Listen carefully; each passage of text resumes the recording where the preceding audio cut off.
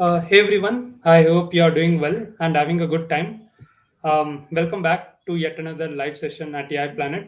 Today we have Vaibhav Malpani, who is a technical lead at Incedo and is also a Google developer expert in GCP, which is Google Cloud Platform. So, talking about generative AI, it's been a buzzword now, and everyone wants to know how to get started with generative AI. And you might have heard a quote saying that AI will not replace you, but the guy who is using AI will definitely. And with this quote, many people wanted to learn generative AI, but they don't know how to get started with. Today, we have one such studio, which is Generative AI Studio, which is part of Vertex AI, where you can build generative AI application with just few lines of code. And to get started, we have our expert with us. And without further ado, let's start with this session. And thank you again, Vaibhav Bhaiya, for accepting this invitation. So I guess we'll get started. Yeah, thank you for calling me, and thank you for a lovely introduction. I will go ahead and share my screen.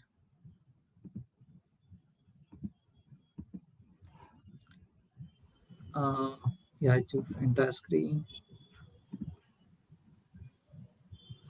Okay, let me know if it is visible. I think it is, right? Yeah, it's visible. Yeah. So, yeah, I'll like to start my talk by just mentioning about this fake quote, which I really, really like, which is, generative AI is the next big thing in artificial intelligence, and it has the potential to revolutionize the way we create and consume content. I wouldn't say, this is a potential or something of the sort we talk in future. I feel we have already there, and it has already changed how we create and consume content. So, like writing emails, writing social media posts, all of those things we are already doing it, right? Using ChatGPT or Bard. So, yeah, generative AI is not something, it has the potential. I would say it is there, it's already there. So, I'll just speak in very brief about how the traditional programming was and how things have changed over the years. So the traditional programming included, this is a cat. So we will describe what is a cat, right? We'll say that, okay, it is an animal, it has four legs, ears, blah blah blah, all of those things. But now what happened in neural networks, we used to train the model saying, okay, this is a cat and this is not a cat, and then we'll show a third picture which the model has not seen, and we'll ask, is this a cat? And it will be able to say yes, it's a cat, or it's not a cat, depending upon the image. Now what has changed in generative AI is we just give a huge pile of data to the model and say, okay, read through this. Now once the model is trained, all of it has understood all of those data. Now we ask, okay, what is a cat? So it will now say cat is da da da da da, all of those things. So that is something that has changed over the years. So uh, to begin with, using generative AI, the first thing that you should know is what is a prompt. So any text that we give to the model is called a prompt, but it is not always that you give some prompt and you'll get an expected output. You'll have to make that prompt in such a way that the perfect prompt will be able to give you the perfect output. As we go ahead, we'll definitely see such examples wherein you give prompt in a particular way and then only you'll be able to get good answers. So that's where prompt design comes in, which is the art and science of figuring out what text to feed to your language. Okay. And there are three different types of prompts. One is zero shot prompt, wherein you give no example to the model and just ask a question and you expect an answer. Then there is something called as one shot prompt, wherein you give one example, and based on the example, you give one question and one answer. By one example, you mean one question and one answer. And based on that answer, the next question that you ask, it will form it in a way which the first example was given. In few shot prompts, it's just multiple one shot prompts or few shot prompts.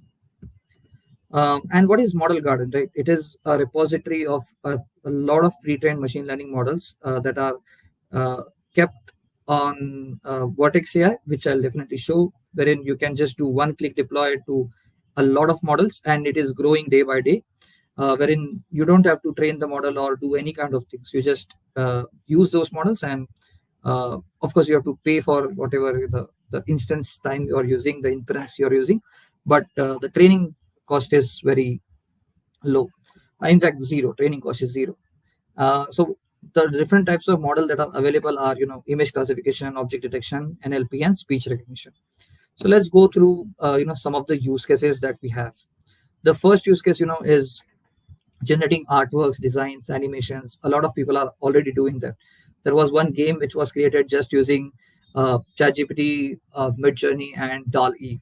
The game's name was Angry Pumpkin. I'll show about that as well.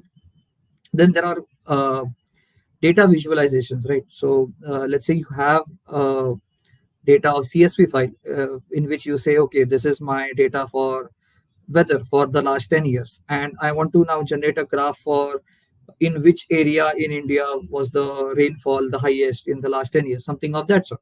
So you just ask this kind of question to the data, and it will be easily able to get you that output in form of a graph. So it will write all the code for you. So these are all the possibilities that are people are actually doing this. It's not something, it's in the future, and you'll be able to do that as well. Sorry for that. And then there is something called as content creation, wherein you write essays, social media posts, emails, all of that sorts using generative AI. So this was the example I was trying to show. Angry Pumpkin. This was completely built using generative AI. Yeah, looks good. The animations and all of those things are really, really good. Yeah. So what is the use cases, right? So image classification. You can, without any training, you can easily say that, okay, this is a dog, or not you, the model will be easily able to say, okay, this is a dog, cat, rabbit, all of those things it will be easily able to do. Text classification. Let's say you give a text to the model and ask what type of text is it, or what is the text about. So it can say, okay, it becomes technology, sports, entertainment, any of those kinds, and we'll see example of each of those. Then there is sentimental analysis, wherein you give a text and ask, okay, what is the sentiment of this text, and it will be able to say, is it positive, negative, neutral. And then there is something called as question answering, wherein you ask a question, you get an answer, and then you again ask a question related to the previous context, and it still remembers that context, and it will keep on continue to talking in that context without you telling him again and again, okay, I'm talking about this or that. So that is also a very good use case, and we'll definitely see an example for this as well. Okay. I had very few slides because most of my part was in demo. So I'll first go to this. By the way, before this, I'd like to share my QR code, which is this one. You can scan this QR. This will lead you to a GitHub repository, which has all the demos that I'm going to show today. Okay. I hope everyone has got it. So this is the notebook that I wanted to show. Uh, So first, can we yeah, have that QR code again? We'll just keep it for two yeah. seconds. Okay, okay. Okay. I'll just have. So if in case you want to follow along with the code demo, you can just scan this QR code, whether you're joining us live or if you're watching us on a recording. So we'll just wait for 2 seconds and we'll proceed with Mhm. it. Yes. Yeah, thanks. Okay. So, of course, you'll have to set up these few things to get started, which is the Google application credentials. And this can be done only if you have a Google account. So once you have set that up, everything in the below this will work as it is. So let me explain you, what is happening here.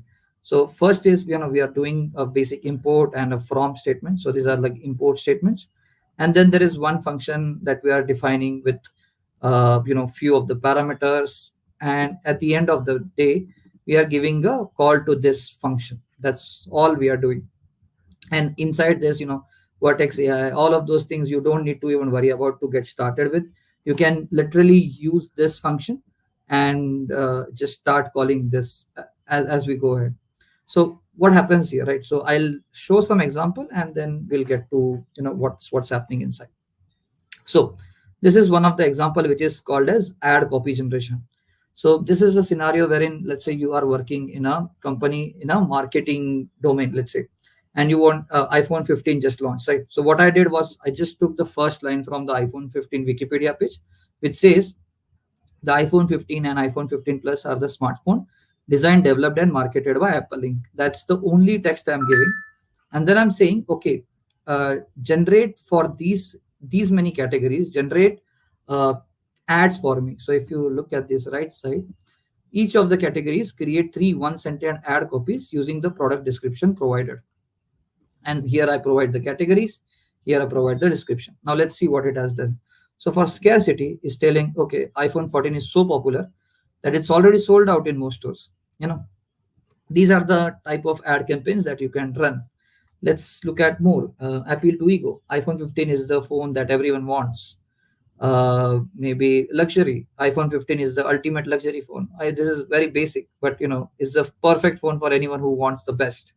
You know, putting it in a the reverse way of luxury way.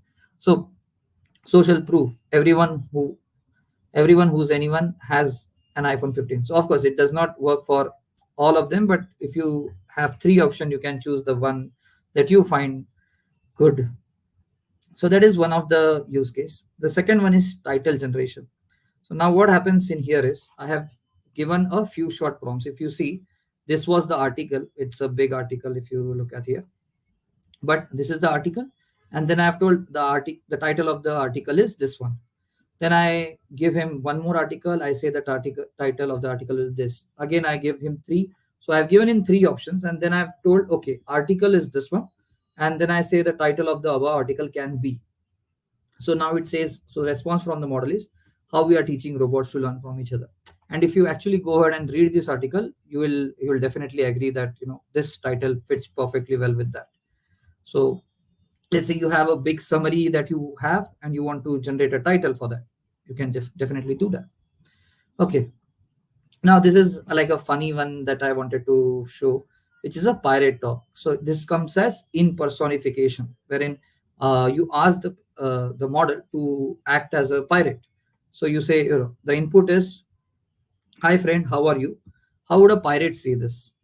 Now the output is, ar matey habiya, something a pirate would talk like, right? And similarly, I gave one more, which is, learn if you learn as if you will live forever, live like you will die tomorrow. So this is one of a quote, and you say, how would a pirate say this?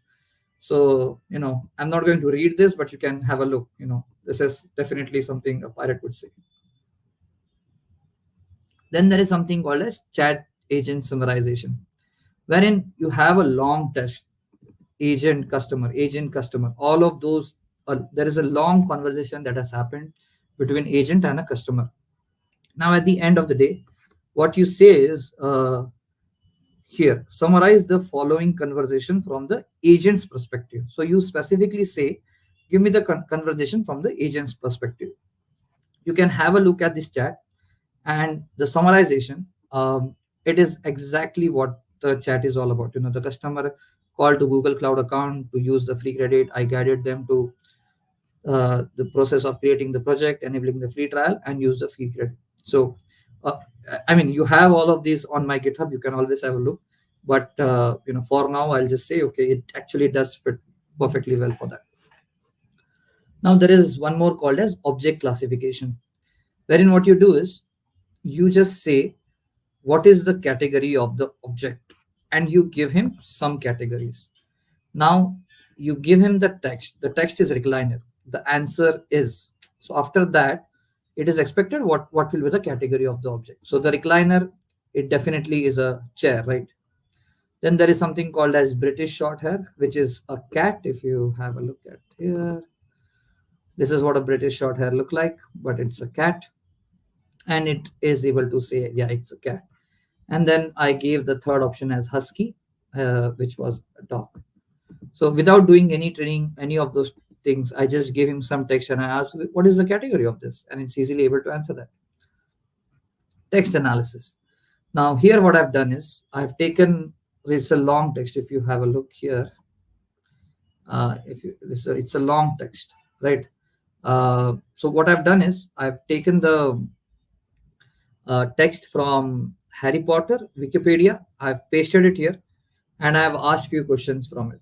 Now the questions like, name the characters. So it's able to answer, the novel chronicles as Harry Potter, Hermione, and Ron Weasley. I've also asked what is the estimated worth of Harry Potter books. It says, it's estimated at 25 billion. So the scenario wherein you can use things like this is like, say you have 100-page PDF and you want to ask questions from that PDF. You want to create a chatbot on that PDF. You can just take that PDF, convert that to a text, give it to the model, ask questions. It will work like a charm. So that's the use case. Email writing, I'm sure a lot of people would have used this email writing, wherein you just ask, write an email for thanking the participation, listening to your talk. So it will write an email for you. Similarly, a social media post. So I'm not going to go through this one. The next one is general question answering, wherein you ask a question and it remembers the context. So how this works is, you say, who's the president of US? So you say Joe Biden is the 46th president. Then you say, what is his height? So it says Joe Biden is 6 feet 1 inch. And what is his wife's name? So you don't have to keep on telling him about Joe Biden. You can just refer to as his, and it will be able to answer and understand who or what is the person we are talking about. So it remembers that context. Now, this is one of an interesting queries for developers. Let's say you're a developer and you're not good with SQL queries. Don't worry about it. All you have to do is, okay, I will show one query here. So you say, write a SQL query to get the max salary of employees from all departments. This is a very simple query. So what it had done is, select max salary from employees. Now I Um, make the, yeah, Hi. Can you zoom your screen? So someone was asking if you can zoom the screen. Yeah. is this Okay. good? Yeah, yeah, works. Maybe I'll just zoom it this way. It will be a fixed zoom. Yeah, I think it should be good. Yeah, this is better. Okay. So I say, write a SQL query to get the max salary. So it gives out a very simple query. But now I make the query a bit difficult, wherein I ask, write a SQL query to get the max salary for each department. Now I would understand, okay, it's for each department, then I'll have to do group by department name. But now I tell him, okay, department name doesn't exist in the employee table. It's generally, it's a practice. We'll keep the department's name, all of those things in different table. We'll have a foreign key mapping to the employee table, all of those things. Now what it has done. So ask him, okay, max salary for each department and get the department names from the department table. Now what it has done is, it has done select. After that, it has also done an inner join, and after that, it has done a group by. So it was able to understand that, okay, my department's table is different. I need to join all of those things, and department ID, employee or department ID, everything it has done pretty well, right? Uh, so this is the power, and this is not specific to SQL. Just instead of this, write a SQL query, you could have write a MongoDB query or write a Elasticsearch query, and it would have worked similarly. Yeah. Yeah. In fact, here only I've tried this. Right, write a MongoDB query, and which, yeah, I think, yeah, this was one of funny ones again, wherein I say, make a witty comeback. So roast someone with a witty comeback. So this was uh, a tweet by Elon Musk, which was, I only have zero point 0.4 donuts at a time because my brain's neural network quantizes it down to 0 donuts. So the and I ask after that, okay, make a short and a rude roast. So I say, so it says, wow, you're smart that you can't even enjoy a donut. Maybe you should spend less time training your neural network, more time learning how to have fun. So of course, this is one of the comeback. If I ask him again, okay, I'll have to do this first. I'm not surprised you's brain, can't handle donut. It's probably too busy trying to figure out how do you tie its shoes. So all of those things you can do. I think there is a X bot which does the same for a lot of things. And then there is this one. Yeah, I think this was just a write a email one. So a lot of things you can do on Generative AI Studio. All you need is a simple code. Let's say you don't want to do it on a notebook. I'll show you how you can do it from UI as well. So if you go to Vertex AI, and on the left hand side you can go to Vertex AI Studio. Inside that you can go to language. So you can generate your own prompts, or there are a lot, if you see, so many of them are freely available example that you can try out from. So if let's say you don't want to try and you want to make your own, you can just say text prompt and create any prompt here, do submit, and it will work as is. Okay. Um, the next thing that I wanted to show was about Duet AI. I'm not sure how many of you have used Duet AI, but I like to showcase few of its capabilities. So for this, what I've done is I've just created a demo.py file. And what Duet AI actually does is it will write code for you. So let me show you an example to for that. So, and it's not specific to code, by the way, it can do a lot of things. I'll show once as we go ahead. So I say write a function to copy file from local to GCS bucket. So I paste it here. I just select it all and I say generate code within maybe 4 to 5 seconds. Yeah, it's done. So copy file to GCS. It has given me a big code, and if I'm not happy with this, I can choose another code as well. If you see, it has given me a lot of things. In fact, list file from GCS, copy file from GCS. In fact, it has given me a lot more that I actually wanted. But yeah, that's it. It can be a bit buggy at sometimes. Okay, let me give him one more example. It says write a function to read a CSV file and drop all the documents which does not have a student ID. So let me generate code for it. Yeah, that's it. It's done that. It will read CSV, it will take the CSV part, drop and a subset student ID. So wherever there is student ID is null, it will drop it and return the DF, right? I'm sure it has, you guys know about what is DF, data frame, and all of this. And if you look at here, it's also done the import statement for me. I don't even have to write the import for that. Let's try one more before we go ahead, which is write a function to generate RSA encryption decryption using private key with an example. So try to make it as tough as possible. Wow, it's done. It's so fast. So if you see, it's done. Took a message, put hello world, encrypt, encrypted message is this, decrypted message, all of the example it has easily given me, and also created the keys for me. Let's say you don't want to use this keys, you want to use your own created keys, you can just replace this with your own keys, and yeah, voila, that it will work as is.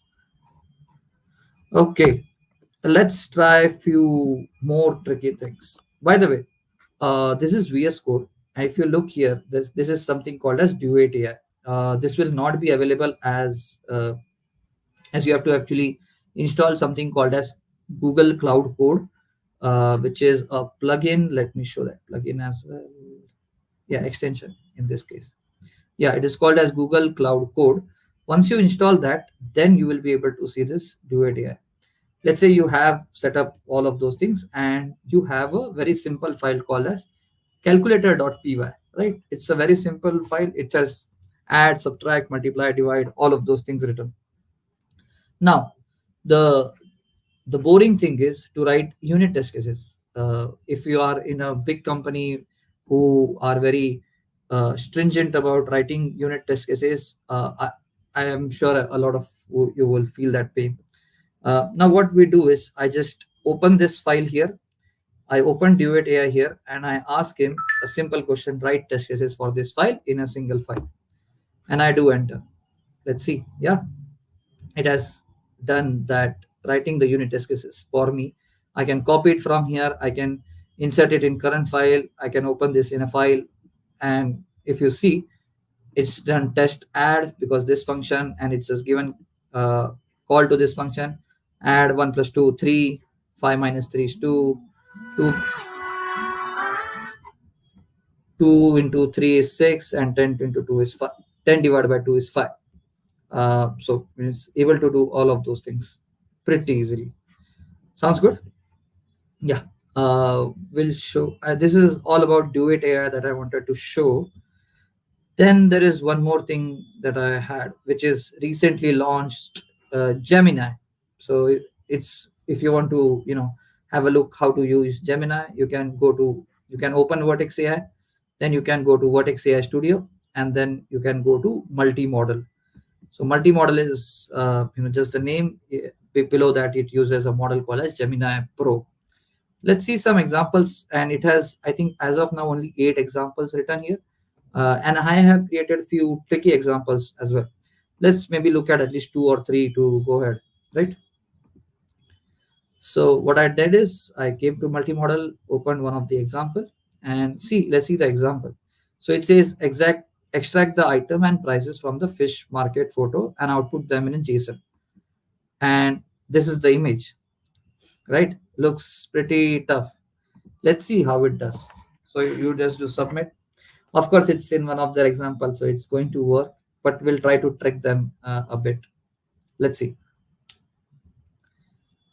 Uh, yeah, so if you see, it's given me an output in this term. So item is name is this one, price is 18.99. Let's check maybe for one or two.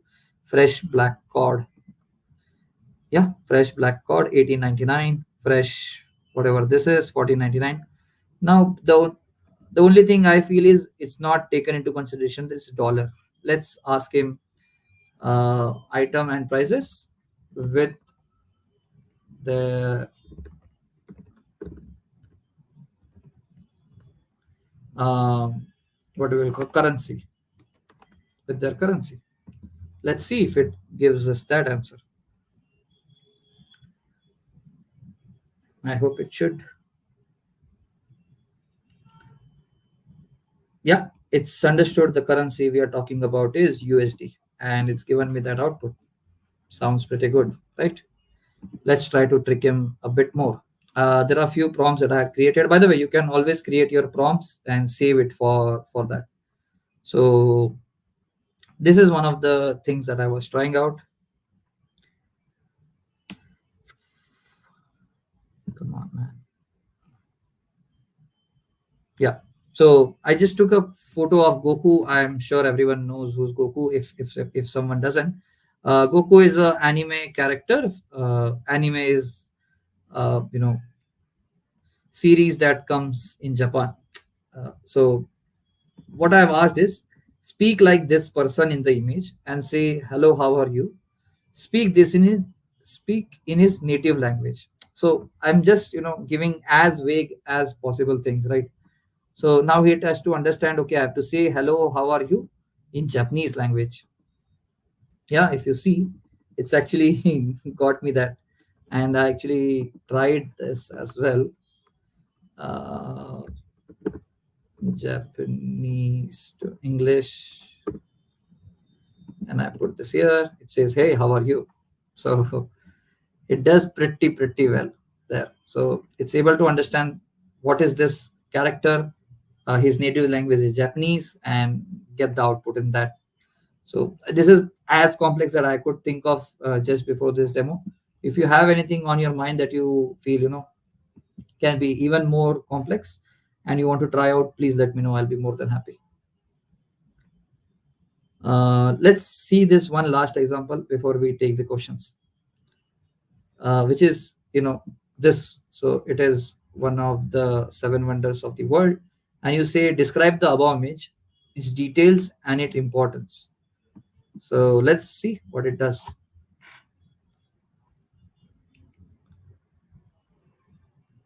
So the images of this, all of those things, a lot of description. So a scenario wherein you can just take a image and it will give you all the details about that image. Yeah, sounds like a good thing, right? um okay, I do not have anything else to show. We can take questions, Tarun, if there are any. All right. I guess we have few questions. Mhm. So So this you was want me as to still keep my screen sharing or should I stop sharing? you can stop. Okay, I will stop. Yeah. Okay. So what's difference between one shot and few shot? So there is no difference as such. It's just giving him more example will be easier for the model to give you answers.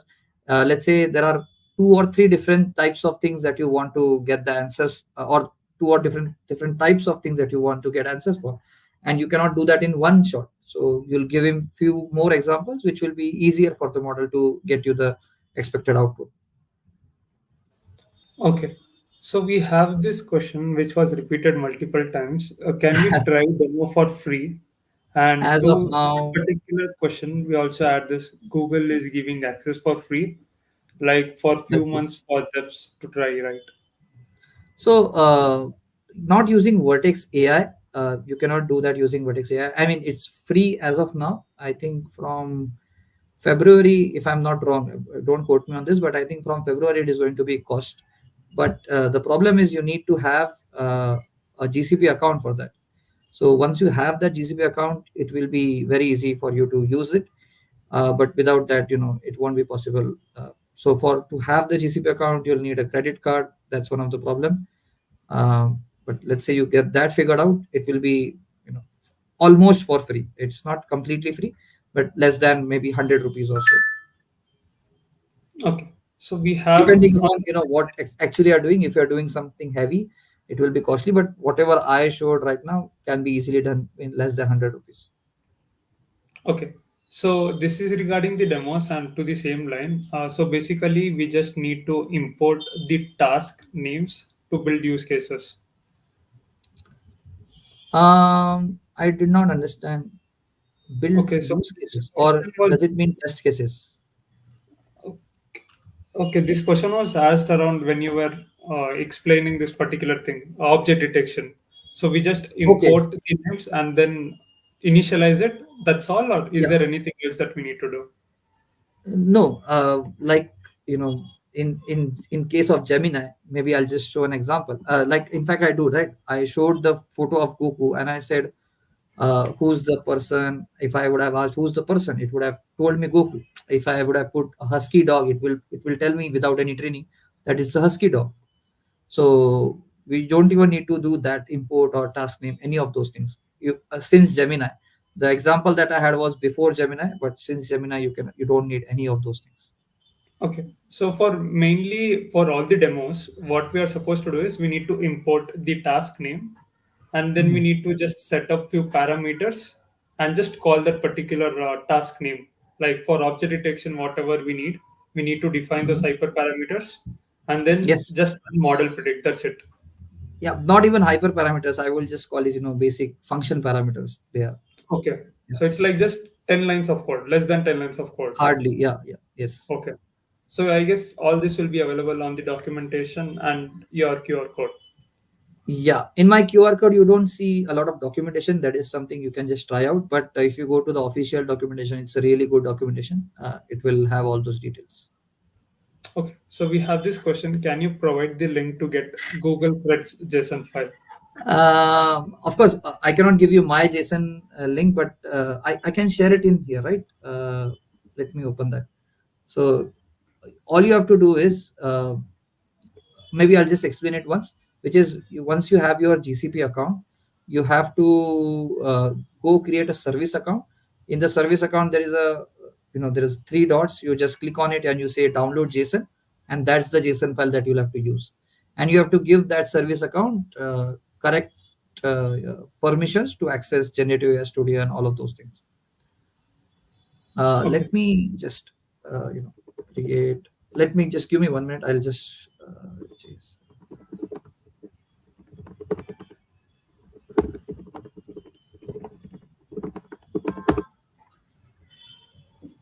yeah. meanwhile, if I anyone has any question, you can ask in the comment. I can put in these comments, right? Yeah, yeah, But sure, where sure. should I You put can this, put or in the should I private chat. put it You in the can, private chat?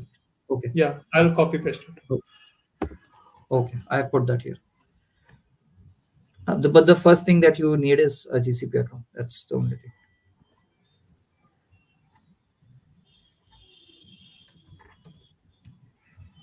Okay, so GCP account, service account, three dot icon, download JSON.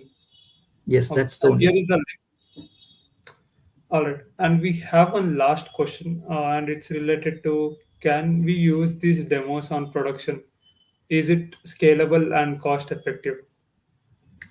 Uh, so I'll get to the second part first, which is it scalable? Yes, it is scalable because everything is serverless. You are not running your own servers, so you can query as much as you want. Is it cost effective? depends upon what's the thing that you're building. Let's say you're spending 100 rupees to generate 1000 rupees, it will be cost effective. So it will depend upon your specific use case. But if you look at in overall terms, it is very cost effective compared to its other players in the market. I would not name anything, but GCP, that's what I felt, is very cheap compared to others. Maybe as we go ahead, they might increase the price because they also have to survive. But eventually, I think that can happen. But as of now, it's pretty cheap. Can we use this in production? Depends if your use case allows it to. I've seen in chat gpt, at least for the text thing, has failed for a lot of things because of the hallucination things. So I wouldn't suggest you to go to production right away. I think it's still, maybe we'll need 6 or 8 months to even be very confident, at least me to be confident that we can go to production with generative AI. uh, that's my assumption. What do you think, Tarun, about this? Even I'll feel that if you look at the core demo, we do need pre-processing. We need that control. And for production, if you have the control on how you can run your model, so that's when you can decide whether I can go to production or not. And as Vaibhav suggested, again, the quality matters the most. And if you are Yeah, getting a better quality response from your model, then why not? yeah. Okay. So we have one question which is related to LangChain and generative AI. How have you used LangChain with generative AI and Vertex AI? I have not tried out LangChain with Vertex AI, so I will not be able to comment on that part. Okay, I'll probably answer this question. So for LangChain, usually we use large language models. So what you can do is you can check out Palm API and you have model, right, LLMs. So instead of using Chat OpenAI, you can use Palm API. We have Text Bison, if I'm not wrong. So you can Yeah. use those large language model to build your RAG pipeline or anything else that you're using LangChain with. I hope that answers your question, Chris. And we'll wait for 2 more minutes until we have few more questions. And do you have any closing thoughts on how to get started with GCP or Vertex AI? Okay, we have one Um, question. yeah. So is Is Google Google Lens? Lens similar to Gemini AI gets information from images? I wouldn't know. I mean, it's internal to Google. What they are using is up to them. But if you don't compare that to Google Lens, if you just look at Gemini, it does work in a similar fashion, I would say. I don't know if they're using Gemini inside Google Lens, but it's that's what they are doing. I mean, whatever Google Lens can do, Gemini can do. In fact, it can do even better because Google Lens won't give you response in, let's say, JSON, like we just did, right? We asked to get the response in JSON. It was giving that capability as well. All right. In Okay, fact, we'll come back I to this question of the roadmap yeah, for I GCP and forgot to Vertex. show one thing. Can I do it now? Yeah, yeah, sure, sure. The only thing that I showed was photos, right? I forgot to show the videos. Gemini can do videos as well. Let me share my screen again. Uh, yeah, thank you for this. I forgot actually. So let's say this was. Is my screen visible? Yeah, yeah, it's visible. Okay. So these are the three examples which has videos. So let's say there is this one is one of my favorite examples, I would say.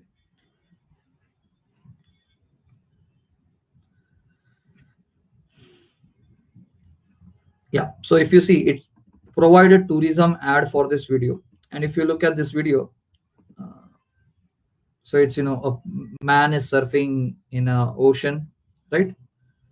And let me close this, and if I ask submit, so provide a tourism ad for this video.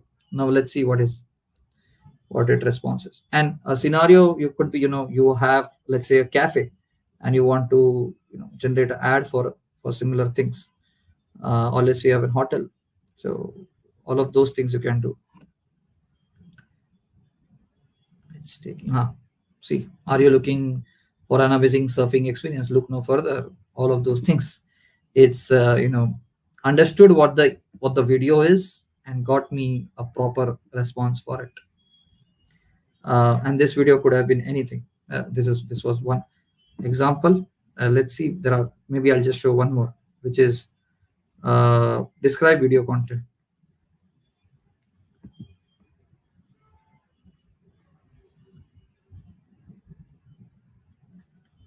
So if you look at the video, it says a boy is dribbling the basketball and then putting in the ball. So it says describe the video sequence by sequence. Let's see.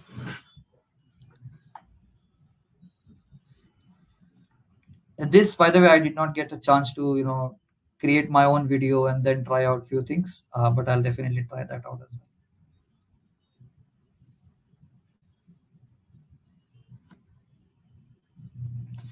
Great. Of Okay. course, yeah. Are there any questions? Maybe till the time we get the So we had response. one follow-up question from Chris. So okay, use LLMs, thanks. So mainly for LangChain, we have to use LLMs itself. So say one more question. Is Vertex AI a Google product? Yes. Yes. Okay. I guess we can come back to the same question on roadmap on how to get started with GCP, then move on with Vertex AI. Yeah, so I think the first thing is you need to get a GCP account. That's the toughest part, I would say, where a lot of people get stuck because it requires a credit card. But once you get that, uh, you know you just have to come to Vertex AI to get understanding of a lot of things in generative AI. If you look at here, there is a lot of things that I cannot cover in 1 hour, let's say. But if you I spoke about model garden as well. Let me show you model garden. Then there are pipelines. Then there is workbench. I can get into depths about this as well. Then there is the studio that we spoke about, and everything, all the demos that we did were completely inside this. And then there is a lot of pre-processing, post-processing kind of things that you could do here, and model registry, online prediction, wherein you just deploy whatever you built a model on here. So things are possible on Vertex AI. The first thing that you need is the GCP account. And even before getting here, let's say if we talk about the roadmap, even before getting to generative AI, I would say learning about pandas, NumPy, uh, a bit about Spacey, NLP, all of those things will be very, very helpful for you. I don't know what happened to this. It has got me the answer in the past, but it's taking too much time right now. Yeah. Okay. So we have one Do we question have here. any? What is the probability of each input from different users generating the same output for the same input? Should I read it again? Yeah, I think I understood. I mean, getting like two users are giving the same input. What is the probability that both will get the same output? Is it? Yes.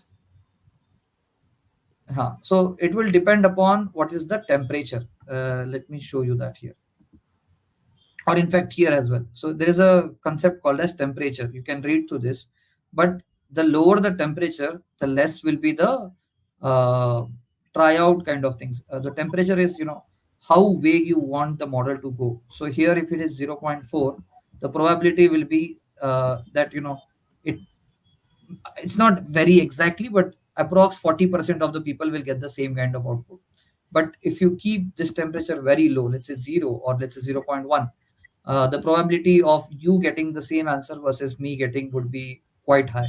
Versus if the temperature is 1, you getting the output and me getting the output, it will be very less. The probability will be very less. You will get something else, I will get something else. So it's like temperature is for randomness. If you want Yeah. creativeness in your response, you can increase your temperature. And we also have one more parameter called penalty, top P, if I'm not wrong. So you can Yes, also yes, set top P value. yes. Yeah, you can also set this particular parameter. Yeah, but I think at least in my experience, I've seen temperature doing a lot of things than top P. At least in my experience. Yeah. I don't know what happened here. It is not working. Let me try once more. Are there So any? these are the only questions as of now. I guess I've covered Okay. almost all the questions. Mhm. I'm sorry for this one that it has not got the output which was required. Oh, it came. Okay, let me share again.